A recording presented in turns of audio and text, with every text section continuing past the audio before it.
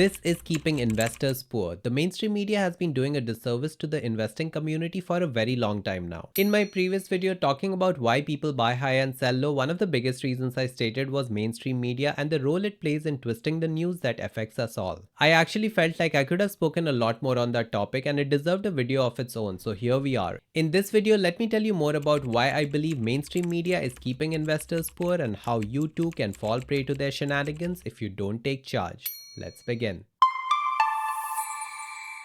Before we begin, I want to start by saying that I'm no conspiracy theorist who believes that all mainstream media is bad media. The media has been biased and has taken sides for a very long time, and you probably know that already. The thing that took me a long time to understand is the role mainstream media plays in the lives of retail investors like you and me. And trust me, after understanding how it all works, I'm becoming a better investor day by day. Now let's get to the point. One of the first things that comes to mind when you talk about mainstream media is sensationalism and emotions. The mainstream media has focused on attention-grabbing headlines for a very long time. It used to happen in the days of the newspapers as well. But in the digital age, in the last couple of decades, it's gotten so much worse. So why this happens, it's pretty obvious. The sensational stories triggers very strong emotions in us. And as you know, emotions play a big role when it comes to investing and the markets. The two primary emotions that they trigger is fear and greed, which is extremely important in markets. So no matter what the headlines are, whether it's invoking fear or greed, what it's leading to is impulsive market decisions taken by you. Now you might think and say, hey Rohan, that doesn't happen to me, but trust me, your rational side can get clouded very easily when seeing such headlines in the news. It takes us back to the point I was making in my previous video. Sensational headlines lead to fear and fear and greed can lead to you buying high and selling low. Overall, it's just destroying your long-term wealth building potential. There are countless sensational headlines that we see in the news every single day from so many different outlets. Seeing this kind of news throughout the day can put you in a perpetual state of anxiety,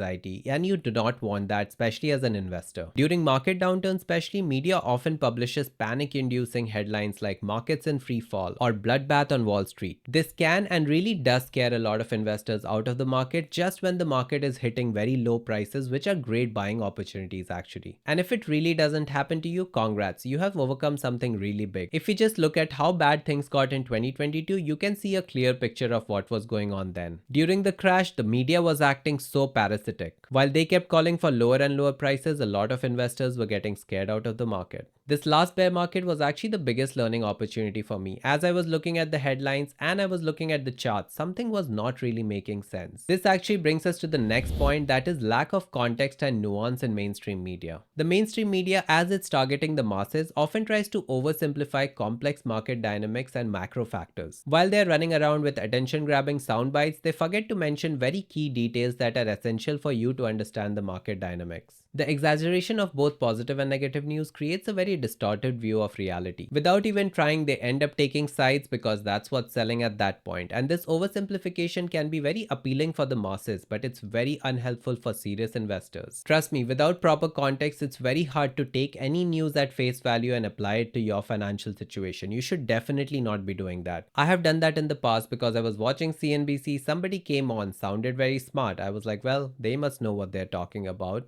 But it's not always true. Sometimes you get caught up in these news bites and end up taking pretty bad decisions. I'll give you an example, something that happens way too often. So often in the news, you'll see this headline, Tesla recalls X number of cars. Trust me, I've seen this headline so many times. And a lot of people have come to me and said, hey, did you see Tesla is recalling so many cars? But what the media is not telling you, or the headline doesn't tell you, is the fact that these are just software updates that are going on cars. No cars have really been recalled. The traditional definition of recall is the car must go into the garage and something gets fixed, but that's not happening with these Teslas. And if you were a Tesla investor, you'd probably get scared that what's going on with their car? Should I still be holding this stock? Something's going wrong. This is just one example of how media can distort your view of a company. What you should do is focus on the fundamentals and the financials of a company to take your investing decisions. While you're taking your investing decisions, make sure you're focused on the long term and don't do what the media does. That is, they focus on the short term. That is our next point. The financial media is absolutely obsessed with the daily market movements and the short-term price fluctuations, something that you shouldn't worry too much about as a long-term investor. So just look at it from this point of view. If you're a long-term investor, the most you should be looking at is the quarterly earnings of a company. And if you're a trader, you shouldn't care about the news at all. What you should be looking at is charts all day. So tell me now, where does the news actually play a role when it comes to investing? Nowhere. Okay, so this is not financial advice, but let's say that you want to start trading. The one thing that you should not be trading off is actually the news itself. In fact, some of the best traders out there will tell you that trading according to the news is the worst way to lose money. The simple reason is that the news is for the masses, and if everybody was listening to the news and trading, how can anybody make money? Trading is a zero sum game after all. This is why smart money always ends up winning in this game. The most obvious example of this is how the media reports on GameStop, which is a very short term thing anyway. It comes in waves and goes away pretty quickly, but a lot of investors get drawn into it at the wrong time because of what the media is saying about the company. Is there anything good about GameStop? Sure, you can find some good things about the company, but is it good enough to invest? You probably don't know that unless you dive into the financials. But if you just switch to a news channel and try to hear what they're saying about GameStop, I don't think you'll be able to take the right decision. By the way, I own exactly 5 shares of GameStop just for fun. Talking about GameStop brings us to another point about mainstream media, that is survivorship bias. Often in the news, you'll see them highlighting somebody who made a lot of money in one trade. So tell me, when was the last time you actually heard about a retail investor who made money over the long term? When it comes to long term, the news often talks about the greats like Warren Buffett, Bill Ackman, and others. So, what is the survivorship bias that we are talking about? The financial media loves to highlight and interview the most successful investors and traders. Sometimes they are people who just got lucky. Sensational stories like this make it seem like it's possible for anyone to beat the market, but that's not true. It's incredibly hard to beat the market. While the news is talking about the one trader who made it, they will never talk about the 99 others who do not make it. Now, you could be looking at the person sitting there talking about their millions, and you might wonder, hey, maybe I could start trading and make millions too. But the problem with survivorship bias is that it makes strategies like stock picking and market timing seem too attractive. As I said, it's incredibly hard to beat the market, and most people do not really make it. So if you are out there thinking, hey, it's going to be me one day, be extremely careful.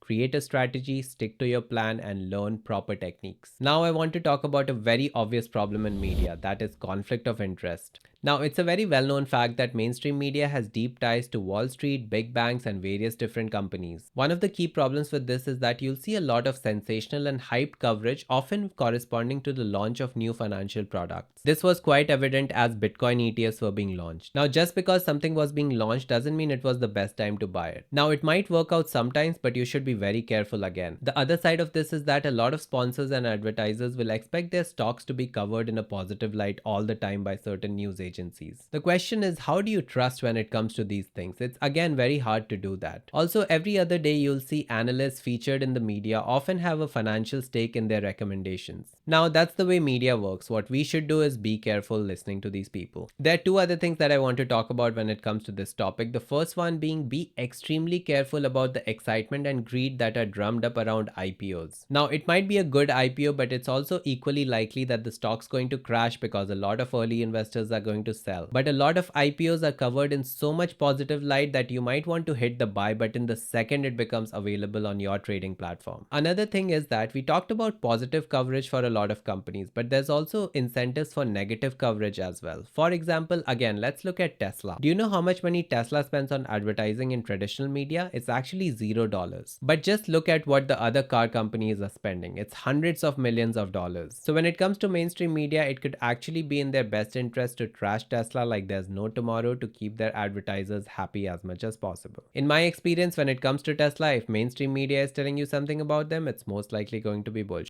So those are some of the things that you should definitely know about when it comes to mainstream media. But let's also talk about the opportunity cost of media consumption. Let's start by looking at an example, that is Mad Money by CNBC. Yes, it's the show hosted by Jim Cramer that's been airing since 2005. It's been 19 years now. So over the last 19 years, I'm pretty sure a lot of good takes must have been discussed on this show. But there have been so many bad takes over that time that it's almost become a meme now. Just look at some of these. I see one every single day. To be honest, it's quite funny, but you know who's not laughing? Anybody who listened to this person. So what's the point I'm making over here? The point is that a lot of these shows are just entertainment and should not be taken as financial advice in the first place. And instead of spending time watching such shows, you should be spending time on your financial education and learning about markets and investing on the side. For me, I have never learned anything useful from mainstream media. I've only learned one thing, is to avoid them. There's plenty and plenty of resources out there nowadays. Even on YouTube, if you find the right sources, you can learn so much. Also, there's so many books out there that you can pick up and start learning, why should you rely on mainstream media of all places? By watching shows on mainstream media, all you're doing is inducing anxiety and missing out on the opportunity to actually learn using proper methods. For me, the story is that I have never learned anything of value from mainstream media. The only one thing I've learned is to not listen to them. However, I do want to talk about one important thing, that is the importance of contrarian thinking. Even though I just said that the media has not taught me anything, one thing I'm using the media for nowadays is to actually counter trade what they say. Basically, if they say yes, you say no, they say no, you say yes. Of course, it doesn't work out as simple as this. You have to apply a lot more factors and you should have a lot more information before you apply anything like this. However, when they get extremely bearish, you should look around and maybe think about investing at that point. So why am I saying this? It's because mainstream media is just for the masses and for herd mentality, and you need to step away from the herd to actually make any money. Remind yourself, how many people actually get rich investing in the markets? If the media was right about what they were saying, everybody would be rich because we could all listen to the same thing and all get rich, but that's not how the world works. It's a zero-sum game. I've actually come across a lot of good traders who truly believe that the media is the ultimate contrarian indicator. They would say whatever they are peddling, do the opposite. Remember, the road to financial ruin is paved with media hype and consensus thinking. Please try to avoid it, and here's how to escape media influence on your investing. First, as we have discussed, limit consumption of sensationalized financial media and headlines. Then focus on objective data, fundamentals, and long-term trends instead of hype. Of course, develop a rational investing plan aligned with your specific goals and risk tolerance. Then practice contrarian thinking to avoid herd mentality and irrational exuberance. Always prioritize financial literacy and education from reputable sources. If you're really struggling, work with a financial advisor who can provide perspective and guidance. And finally, recognize media biases and conflicts of interest that can distort information. As a retail investor, you should always stay very objective in your thinking. You should also think about why somebody is telling you something. Don't let the fear, uncertainty, and doubt peddled by the media get to you no matter what happens. Take some time, learn things, and believe in yourself once you have done it. Stick to your plan and do not get swayed by short-term market movements and the talks of it in the media. The reality is that the mainstream media has no special insight or predictive power when it comes to investments. Following headlines from mainstream media is more likely going to make you poor and not rich. Always do your own due diligence, stay focused on the long term, and when it comes to media narratives, take it with a big spoonful of salt. I'll see you next week with a new video. Till then, keep learning and stay on top of your finances. Until next time.